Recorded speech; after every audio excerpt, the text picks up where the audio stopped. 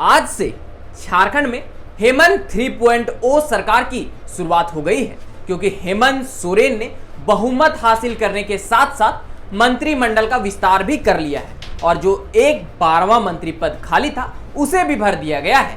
और उसी के साथ झारखंड विधानसभा में हेमंत सोरेन की सरकार ने विश्वास मत 45 वोटों के साथ जीत लिया और उसी के साथ ही जो दो विधायक बागी बनते फिर रहे थे, बोरियो विधायक लोबिन हेम्ब्रम और चमरा लिंडा, उन्होंने भी हेमंत सोरेन के पक्ष में वोट किया, जबकि विपक्ष को 0 वोट मिले।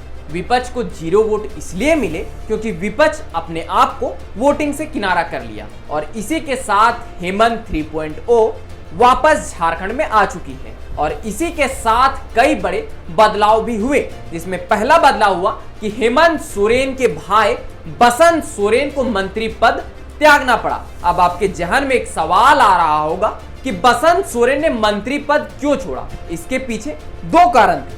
पहला, चंपई सोरेन को मंत्री पद देना था और मंत्री पद भी ऐसा जो अच्छे दर्जे का हो और जेएमएम कोटे का ही, क्योंकि चंपई सोरेन मुख्यमंत्री पद छोड़कर मंत्री के पद में आ रहे हैं। तो बसंत सोरेन पथ निर्माण विभाग के मंत्री थे, तो यह पद चंपई सोरेन के लिए फिट बैठ रहा था। और दूसरा कारण रहा, जेएमएम के ऊपर परिवारवाद का आरोप लग रहा था। ऐसे में अगर किसी और मंत्री को हटाया जाता तो भाजपा सीधे तौर पर हेमंत सोरेन के ऊपर सवाल उठाती।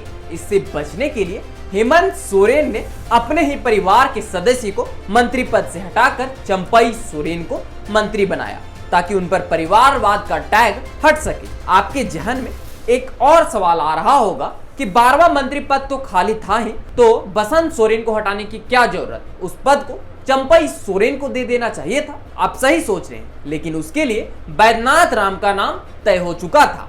अब आप सोच रहे होंगे कि बैद्यनाथ राम कौन है? तो बैद्यनाथ राम लातेहार के विधायक है और इन्हें 12वीं मंत्री के रूप में शपथ दिलाया गया है। लेकिन सवाल है कि 12वीं मंत्री के रूप में इन्हें ही क्यों शपथ दिलवाया गया? इससे पहले भी जिस वक्त चंपई सोरेन की सरकार बनी, उस वक्त भी उनका नाम मंत्रियों के लिस्ट में था, राजभवन तक भी नाम भेजा गया था, लेकिन अंतिम वक्त में उनका नाम काट दिया गया। ऐसे में उनका नाम दोबारा नहीं काटा जा सकता था। इन कारणों से बसंत सोरेन को अपने मंत्री पद से त्याग देना पड़ा।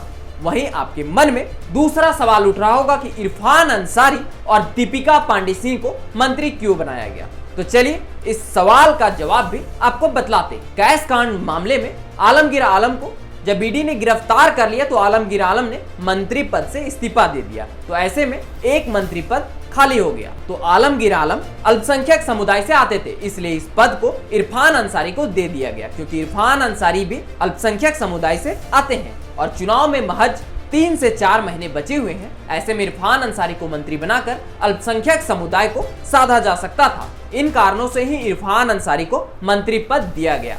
वहीं अब आप सोच रहे होंगे कि दीपिका पांडे सिंह को मंत्री पद क्यों दिया गया? तो आपको बता दें कि लोकसभा चुनाव में दीपिका पांडे सिंह को गोड्डा लोकसभा सीट का टिकट दिया गया था, लेकिन बाद में उनका नाम काटकर प्रदीप यादव को दे दिया गया।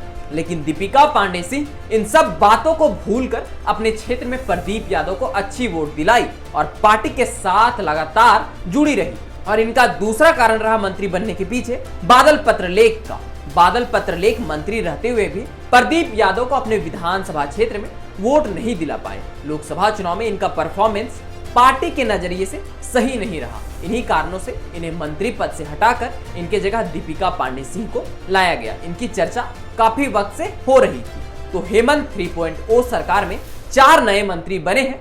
पहला बैद्यनाथ राम, दूसरा दीपिका पांडे सिंह, तीसरा इरफान अंसारी, चौथा चंपई सोरेन। बाकी वही मंत्री हैं जो पिछले चंपई सोरेन की सरकार में थे। यह तो हो गई नई मंत्री। हेमंत 3.0 भी गठबंधन की सरकार से बनी हुई है। तो आपको बताते हैं कि झामुमो के कोटे से कितने मंत्री और कौन कौन बने हैं, कांग्रेस के कोटे से कितने मंत्री और कौन कौन बने हैं, और आरजेडी से कितने बने हैं। तो सबसे पहले हम बात करते हैं झामुमो की। तो जेएमएम के कोटे से 6 मंत्री बने हैं। पहले चंपई सोरेन, दूसरा मिथिलेश ठाकुर, तीसरा हफीजुल हसन, चौथा बेबी देवी, पांचवा दीपक बिरुआ, छठा बैजनाथ राम। उसके बाद कांग्रेस कोटे से 4 मंत्री बने हैं। पहला डॉक्टर रामेश्वर उरांव, दूसरा बन्ना गुप्ता, तीसरा डॉक्टर इरफान अंसारी और चौथा दीपिका पांडे सिंह। वहीं आरजेडी के कोटे से एक ही विधायक है, सत्यानंद भोक्ता, और उन्हें ही मंत्री पद मिला है। तो यह था हेमंत 3.0 के मंत्रियों की पूरी लिस्ट। अब देखना होगा कि हेमंत 3.0 कुछ बदलाव कर पाता है या फिर पुराने तरीके से ही यह सरकार चलती है, क्योंकि आने वाले 3 से 4 महीनों में विधानसभा चुनाव होना है। आप क्या सोचते हैं यह हमें कमेंट में जरूर बताएं, और यह वीडियो अगर आपको इन्फॉर्मेटिव लगे तो अपने दोस्तों के साथ शेयर जरूर करें, और साथ ही साथ हमारे इस यूट्यूब चैनल को सब्सक्राइब भी जरूर कर लें। तो चलिए मिलते हैं अगले इसी प्रकार के कुछ और वीडियो के साथ। तब तक के लिए आप सबों को जोहार।